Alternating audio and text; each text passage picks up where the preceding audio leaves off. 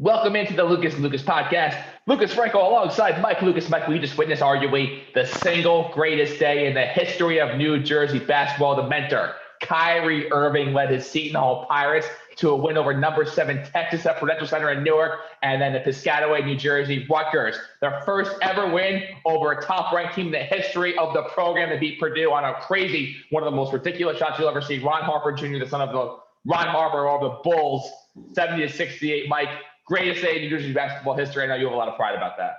Basketball State. Let's go. I did not watch any of the Seton Hall game. It wasn't on TV. I did catch the very end. It was on Fox Sports 1, so 0 for 1. Well, down here it wasn't. Fox Sports 1's national, but okay, keep going. I don't get it on my cable box, whatever. But I did have the Rutgers game on, the box score, just because I saw they were playing Purdue. My cousin goes to Rutgers. He was sending me Snapchats from the game. And when I saw it was close late, I was like, oh, crap, I was off yesterday. Let me turn it on a little bit. So I defunct my streaming services from the Steelers-Vikings game, threw on the end and actually watched it live. And I mean, my apartment's not very big, Franco, but I kind of did circles in my apartment, running around like a chicken cut off with the chicken running around without his head. It was awesome. And I mean, Purdue, this year, college basketball has been chaotic. Purdue's probably not the best team in the country. They're ranked number 1. Duke may be better. Gonzaga may be better. Like, who knows? But for Rutgers to do what they did last night in front of a raucous rack center, full capacity, like that was awesome to see. And shout out Rutgers. I mean, it's been an up and down couple of years since they made the tournament. Trendy upset pick didn't pan out. So, let's see how the Scarlet Knights do moving forward. But it was a cool moment for New Jersey yesterday. Seton Hall and Kyrie Irving, whatever. It's all about Rutgers. So there have been three teams, I believe, ranked number 1 in college basketball this season: Gonzaga, Duke, and now Purdue, and all of them have lost the week that they've been ranked number 1. This was Purdue's first ever game ranked as the number 1 team in the country, and in their first game, they lose to freaking Rutgers, who lost to Lafayette, who was basically a doormat Patriot League team. Pretty embarrassing. But our guy at CBS Sports, his like whole thing going all preseason off until now was that Purdue is the best team in the country, and then they go out there and lose pathetic Rutgers. Either way, the moral of the story here is that Kyrie Irving continues to miss games. And I was listening to CC Sabathia's podcast. I don't know if you've ever listened to it or not. I didn't listen to it. I pulled it up because I saw that CC Sabathia made comments about Clint Frazier, and because Clint Frazier signed with the Cubs and is talking all this smack about how he needed to leave the Yankees, and now he's got a new fresh start and things are going to change for him. Either way, he doesn't deserve our time, but I wanted to hear him that. But during the same podcast, Ryan Rucco was asking about how Harden. He said Harden and Durant aren't mad at Kyrie Irving, like they just basically just brush him off, don't really think about him, because in their minds, they feel like they can win a title without him, and they don't feel like they need him to like get to where they want to go. So it doesn't really like affect their psyche on a day-to-day basis. Does that make sense to you? Because I like can't believe that. I mean, I guess like I can see that Durant like feeling that way. I don't think I can do this by myself, but like at the same time, though, you were recruited. Like, I don't know. I was just very taken aback by what CC Sabathia said about that. I think it's easy for Durant and Harden to feel like that. And it's also at the same time true for them to be wrong. So as an athlete, you have that dominant mentality where you're the alpha. You could win it by yourself. Harden could be out. I'm pretty sure Durant thought the Nets should have won it all last year, even with all the injuries they sustained in the playoffs. So from that perspective, yeah, it doesn't shock me that Harden and Durant think they can win it all without Kyrie. It doesn't mean they're wrong or right, because the fact of the matter is the Nets can't win without Kyrie. They have too many flaws. They're relying too much on LaMarcus Aldridge, who in the playoffs may be unplayable because his defensive liabilities. Teams will single him out. But then who do you play over him? I don't know. No, you have to play Aldridge. Listen, what he's been doing from the mid-range, I know, like. But you can't expect that to sustain all season, Frank. You can't expect him to shoot 70% from mid-range all season. It's just unsustainable. So when he's not giving you this elite offensive production and efficiency, then he becomes a wash or a liability more than he is now. Right now, you can't take him off the court because he's the hottest shooter in the world right now. But to think that he may be able to sustain that throughout the course of I hope I'm wrong, but I think it's unlikely he sustains that throughout the course of the season. The Nets don't have enough scoring threats. They don't have enough creators. And, at the moment, they need somebody like a Kyrie, which it drives me freaking nuts, but they do need a third option right now. And you even go back, look at the Bucks last year. They had 3 options. The recent trend in the NBA says you need 3 guys who can do something at an elite level to win. And the Nets without Kyrie do not have that. I'm not shocked that KD thinks he's the best player in the world. He could overcome any obstacle. That makes sense knowing Kevin Durant, knowing James Harden, how they view themselves in the pantheon of NBA greats. But I, as a biased but neutral observer, do not see how this Nets team is talented enough or good enough to beat the elite teams in the East or the West without a legitimate third scoring threat. I couldn't agree more. As presently constituted, they have 0% chance to win a title. Zero. They have no chance right now, as long as Kyrie's not there. I agree, you could have Joe Harris back, and like that'll help, but like in the grand scheme of things, you need that third elite option. And until that happens, until James Harden gets his freaking act together, this team just has no chance. It's crazy that they're the number one seed in the East, and like it feels like the sky is falling. Well, it goes to show the Nets are still good without Kyrie. They just can't. But they've beaten all the teams they're supposed to beat, and they haven't beaten anyone. Except for the Rockets. Yeah. And that was, they rested Aldridge, who clearly is a massive factor of what they want to do right now. And I got a theory on Harden, by the way.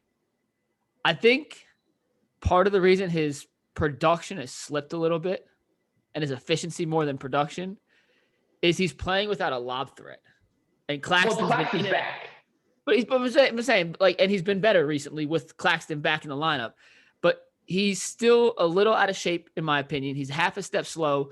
And when he drives off that screen and roll, when it's James Johnson or LaMarcus Aldridge, not a legitimate lob threat, the defensive centers don't have to choose one or the other. They can kind of play the middle. And that's putting Harden in these unique, awkward situations where he has to either make a tough floater because the center's up or take it all the way to the cup and not make that beautiful lob pass that he's so good at. And I think that's kind of affected his efficiency a little bit. So just keep that in mind. I think he'll be much better with Claxton back in the lineup than he has been with Aldridge running that pick and roll with him, James Johnson, or any of the bigs they have. So I've been thinking about the whole Harden thing, and like you look back at pictures of him with the Rockets, and obviously he's a lot more nimble. He's much like just has a smaller frame. But I've stood next to him. He's not like this guy who's just been chugging. I mean, not that I know he's been chugging beer and eating McDonald's for the past 2 years. You go up close to him and like his legs are ripped. He's like jacked physically. I don't know if he's put on too much muscle. I don't know. I don't really know what the situation is with Harden. He might be too big. He might be too muscular. Yeah. But one of the things that I did hear was that like you look at LeBron and you see the extent he goes to take care of his body, and millions of dollars a year. Does Harden, like, what does Harden do? Does Harden have like a training regimen that he does, or does he just sort of go through the motions and expect that does he expect that these habits of going to strip clubs and partying all the time, that he will just be able to like keep up that elite style of play without changing his habits as he gets older? Like, I don't know what he does with his free time. It's not like I see him like posting Snapchats or Instagram stories from every strip club in Brooklyn or Manhattan all the time. So I can't speak for what he does in his free time. But I do wonder if maybe there is a lifestyle or work habit philosophical change that he may need to do if he wants to continue being that elite player. And thank God the Nets haven't signed a new extension yet. That may great, give it another month, maybe he'll resemble the player that he was last year, and I'll be like, damn, we need to pay him every dollar out that we have in the rest of our payroll. But as of now, I'm grateful that the Nets have not given him an extension yet, because he just there's a part of me that believes that this may be over for him. It may the elite James Harden may be gone forever. Yeah, no, it's valid, and I do think he's still working himself back into shape. He's been notorious for coming into seasons a little heavy and working his way into playing shape as the season progresses. I hear that all the time. Like, it's not how you should do things. It's not how just what some players do. How many players do this though? Work themselves into game shape. Like, Luke is doing it. Right. Luke is doing it. Who else? There's someone else. Harden. I mean, listen, most guys don't do it, but the guys who are so talented, they don't have to be in peak physical condition to still dominate a game. Have the luxury of, I'm going to enjoy my offseason a little more, because I know even at 60% conditioning, I'll still be able to be effective on the court. And by the time the playoffs roll around, at the time I really need to ramp it up, I've worked myself into shape. It's not what you should do. I am not condoning it. I'm not saying it's smart. I'm just saying it's what some players do. Shaq used to do it too. I mean, Embiid's another example. Embiid does the same thing. Embiid's putting up 45 a night. I mean, that's awful. once again, if he was in the best shape of his life, maybe he's putting up 45 for an entire season, not 19-9 like he did against Gobert last night in a Philadelphia blowout, which I got an angry text from last night. So my point is, Harden may be in the next chapter of his career where he's not that peak physical specimen that he has been, and everything has to be perfect around him for him to flourish as the player the Nets need him to be, especially without Kyrie Irving. But I do think it's too early to just write him off completely as, yeah, he's done. If it doesn't improve by the end of the season, yeah, I think the days of him being a top 10, 15 player in the league are probably past him. So Brooklyn has to figure out what they want to do, whether keep him, or I guess it's really what Kevin Durant wants to do. Does Kevin Durant want him to stick around? Does Kevin Durant want to trade him? But do you think Kevin Durant is playing the role of general manager? Because I've had this conversation with a bunch of people at work, and every answer I've gotten is that Durant he wants to be the guy that gets recruited. He wants to be the guy that he just sort of chilling in the background and lets everyone else make the decisions and come up with the strategy behind everything. He's just I just want to hoop. I just want to hoop. Just give me the ball and I want to shoot. Is he just the guy that wants the ball and wants to shoot, or does he? Obviously he does the whole business thing and the whole thing with Eli Manning was making me want to vomit.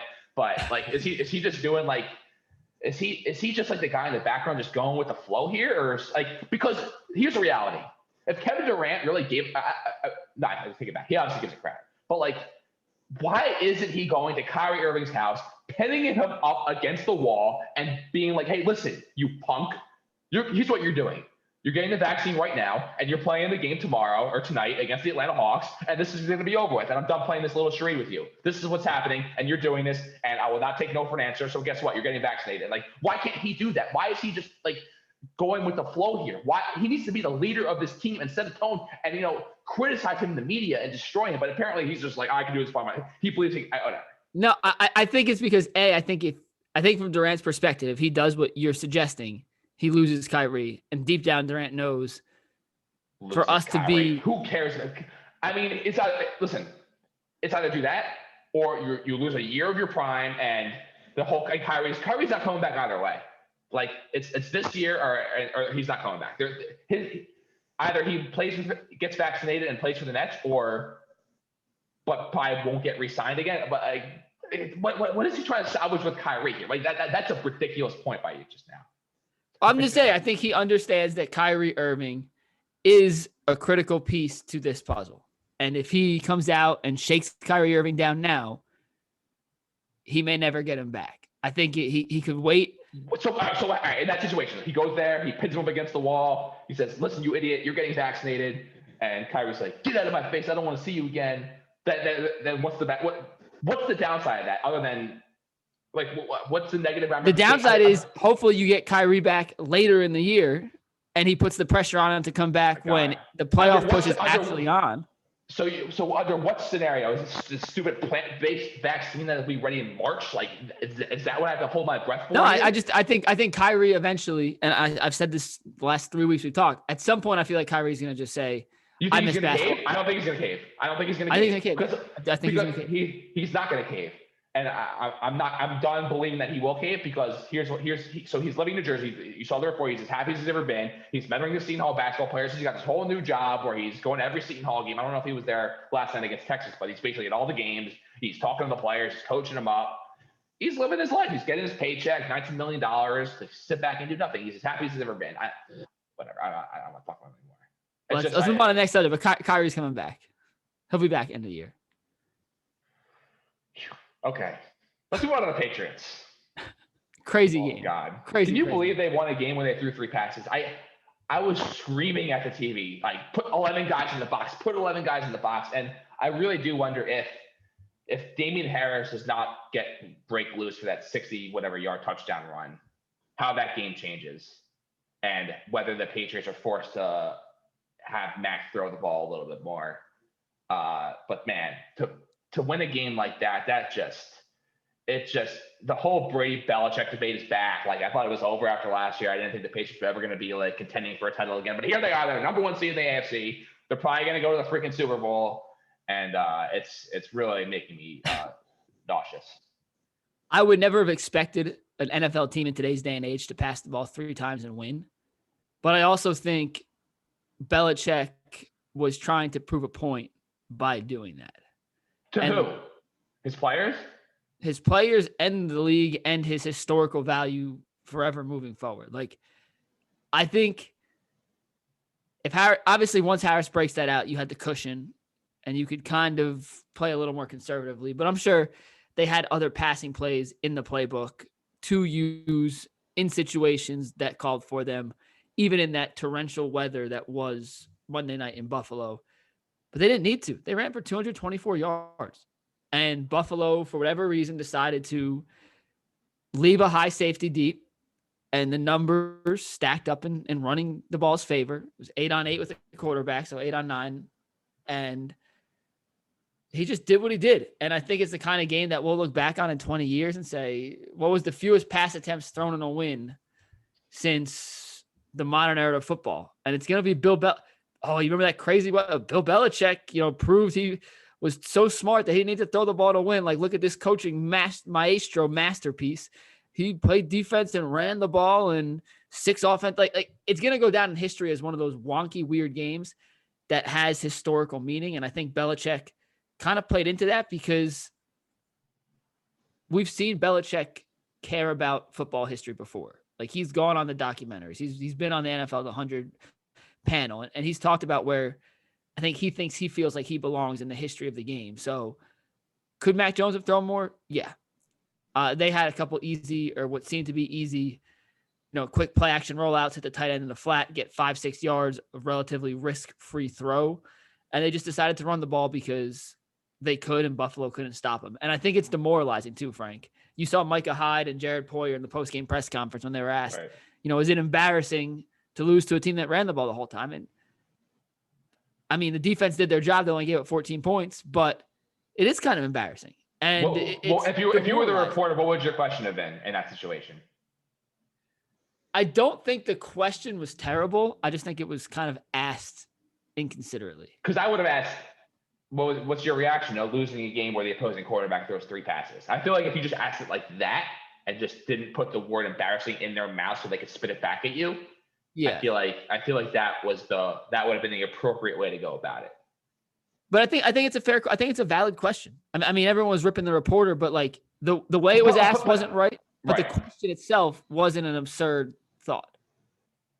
Hell yeah. I mean, I feel like as a reporter, you should never spoon feed an answer that you just want to hear back. Like in that situation. But either way, what would be your reaction if there was? Would it be the most hyped? Maybe Patriots Giants in 07 will always maybe be different, but a Brady Belichick Super Bowl would be the most hyped Super Bowl of all time. It'd be the most hyped, the most watched, the most storylines, the most obnoxious, the most terrible, the most miserable, the most I'm going to hide under a rock for 2 weeks leading up to it would be unbearable if you're not a Patriot fan. I actually would root for Belichick. I think. What? I think. What the hell is wrong with you? Why? Listen, Brady already got his. Are you kidding me? Brady already got his. I want Belichick. Oh, screw that. No. Can I admit something to you, Frank? Can I admit something to you? I really like this Patriots team. I really, really like. I like Damian Harris. I like Mac Jones. I like Jonnu Smith. I like Kendrick Bourne. I love Matthew Judon. Christian Barmore was all like. I kind of like this Patriots team, and it hurts me to say it, but I like watching the Patriots. Jacoby Meyer, like they're a fun group to watch. They have a ton of camaraderie. They obviously they're probably the single best defensive unit in the entire league. It's just like they went through 20 years of this, euphoria with Brady, and then one hiccup year with Cam, and then all of a sudden they got this new kid Mac Jones with balls in their laps after a bunch of teams passed on him that should have taken him, and then all of a sudden they get Mac Jones, and it's like he's doing pulling the same crap Brady pulled, and I could never root for Belichick in that regard ever, and I just wanted to, because it would just be the worst thing ever, honestly. If the Patriots won this year with Mac Jones and beat Brady, if the Patriots won the Super Bowl with any Belichick Super Bowl post Brady, just validates him as basically a god. It's what it would come down to, and I don't know if I could live with that. Yeah, I'm not saying I would want them to win over every team, but I'm saying in a Brady Bell. Because here's the issue: if the Patriots win, at least their fans like can celebrate their team, and I can't stand Patriot fans. It pisses me off to see Patriot fans like celebrate a Buccaneers Super Bowl like they had actually won something because Brady is quote unquote their guy. Like you can't have two teams in that scenario. So if I'm gonna have to see my timeline flooded with so happy, greatest day ever, like if it's your own team, you earned it. Congrats. You can't like adopt the Buccaneers just because Brady's there. So that's why I root for the Patriots. So very interesting line on you do that and you whatever. That makes you happy to find whatever you want, but that's pathetic. Buccaneers face the Bills this week. It's in Tampa. Buffalo is a 3.5-point underdog against the reigning Super Bowl champs in Tampa Bay. The only logic I could think of is the Bills are 7-5, and if they lose this game, might miss the playoffs altogether. Like they have to go all in, all the chips on the table. What's the term that Bill Simmons uses to describe a game like this? The kitchen sink game. They go out there and they unleash everything and just go crazy.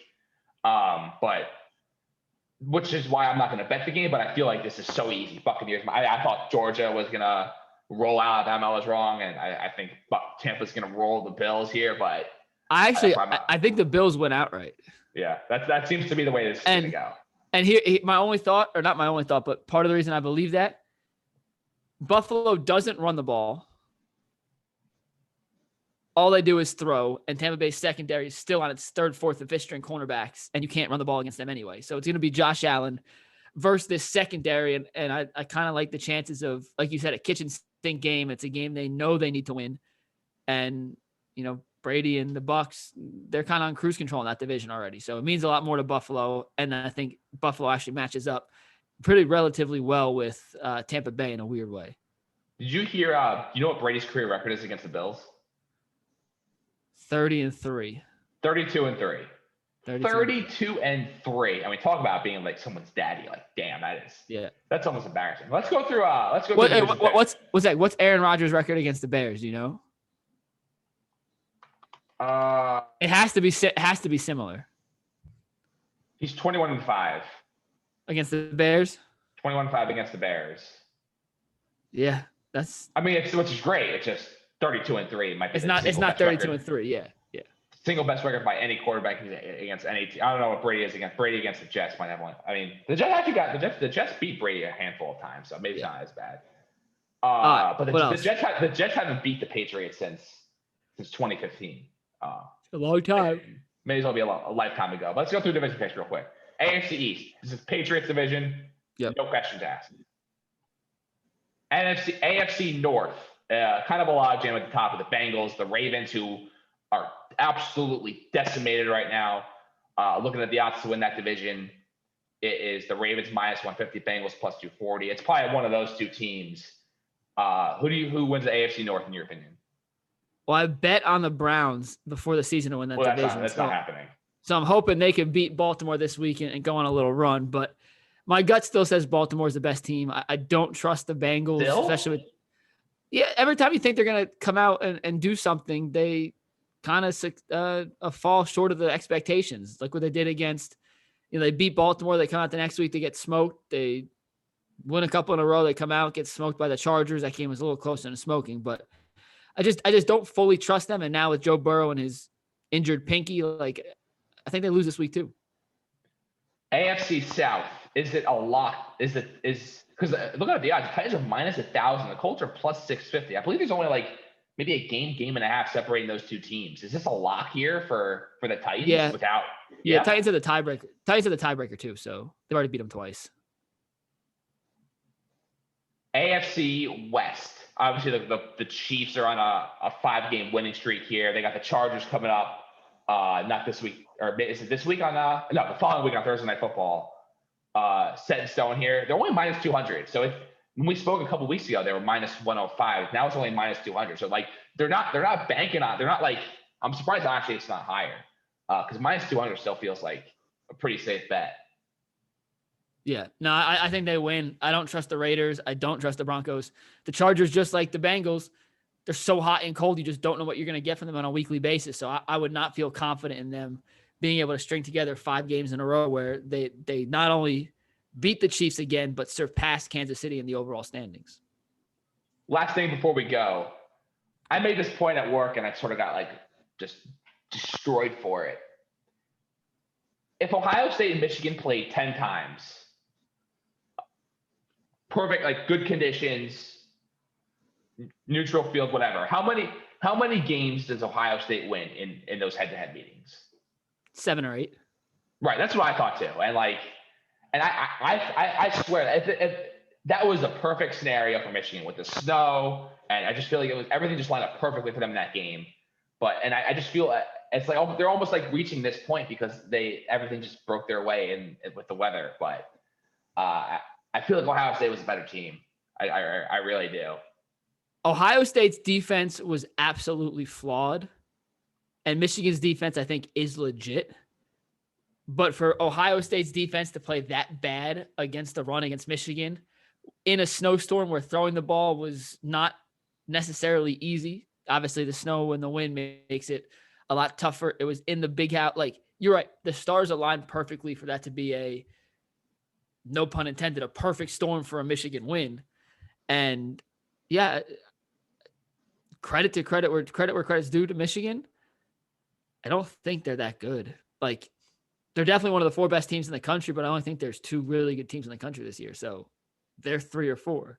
So are we destined here for a Bama Georgia rematch in the national title game? Is that your prediction? I would be shocked if it's not Bama Georgia in the national championship. I think Georgia has to start JT Daniels. I just think Stetson Bennett's I agree with that too. Way too many limitations for them to roll him out there on a stage like that. I feel like you got to make a change. Whether Kirby Smart has the guts to do it, that remains to be seen. But I feel like after watching what Bryce Young did, and like just there's no way Stetson Bennett could ever come close to having a performance like that on the stage like that. He's also played Bama twice now. Stetson Bennett's had 2 chances against Bama and has not been able to keep it within 21 points until garbage time. So, first time, shame on me. Second time, shame on you. And whatever the saying is, third time, like, don't be an idiot. So get him out. And Daniels may not be better, but at least he has the explosiveness with his arm to try and keep up with what Alabama can do offensively. And Georgia's defense, I mean, I bet on Georgia. I had him in a parlay. I had a money line. I had him I thought Georgia was going to win that game. Frank, I think we talked about it. We both had Georgia. Right. How shocked were you that Georgia defense looked as slow and frankly bad as it did? Well, considering how bad Alabama looked against Auburn, I was like, oh, now they got to go up against Georgia. Like, how are they going to get to 21 points? But I mean, Nick Saban, I don't know. I felt the same way about Ohio State against Michigan. I felt the same way about Georgia against Alabama, and I was wrong about. I only bet on Ohio State and bet on the Georgia game. But just a really, really, really, really wonky year in college football where it seems like every week you thought something was going to happen and the opposite happened. So it's impossible to predict. But right now, who wins the national championship? I'm picking Georgia. I'm actually going to stick with Georgia. Wow. I think Bama losing Mechie hurts. They lost 2 cornerbacks that really hurts. And I think, Saban sold his soul to the devil to get that SEC championship performance out of his team. I don't know if they can replicate it again, especially now that Georgia's a team that's going to come in. In my opinion, Georgia's going to beat Michigan, and then Georgia's a team that's going to come in, head on fire. We have to prove a point that we're not as bad as we showed that game. So I should have seen it coming in the championship game, but I think Georgia wins the rematch. Alabama will beat Cincinnati. I feel like that's. Do they crush them? Do they crush them? My only hesitation is that Ritter is the kind of quarterback that will give a Saban defense some fits. So I don't know. Crush. I think they went by probably somewhere between 10 and 14 points is what I would predict. So you think they cover? You think Cincinnati covers? I mean, I'm not betting on it, but if you're making me make a pick, yeah, I would take Cincinnati plus whatever, the 14 and a half, whatever it is. Okay. But in terms of the national title, I always thought Bama was a flawed team, but maybe they're just clicking at the right time.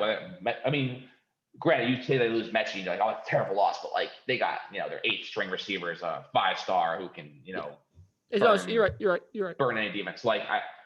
Losing Mechie, obviously, you'd rather have him, but you saw that dude, that Davis dude. I believe that's his name, right? Davis. Yeah. absolute burner. So we'll see. I got gun in my head, Alabama wins it. I just feel like Georgia is so psyched out right now. That's why I feel like Georgia may lose to Michigan, because their psyche took such a major hit against Alabama. I mean, granted, they have like 3 weeks to think about it and recover from it, but it's valid. It's a valid point. If they were playing this week, I would take Michigan. But the fact that they have like a month to like regroup here and like get their minds right again, we'll see how they come out. But that was a real like pride, real shot at pride. But we'll see. We got 3.5 weeks here to break it down, which because the college football loves taking these month breaks. Absolutely ridiculous. Bryce Young will win the Heisman. Now I'll do it for the Lucas and Lucas podcast. See everyone next week. Go Jets against the New Orleans Saints on Sunday.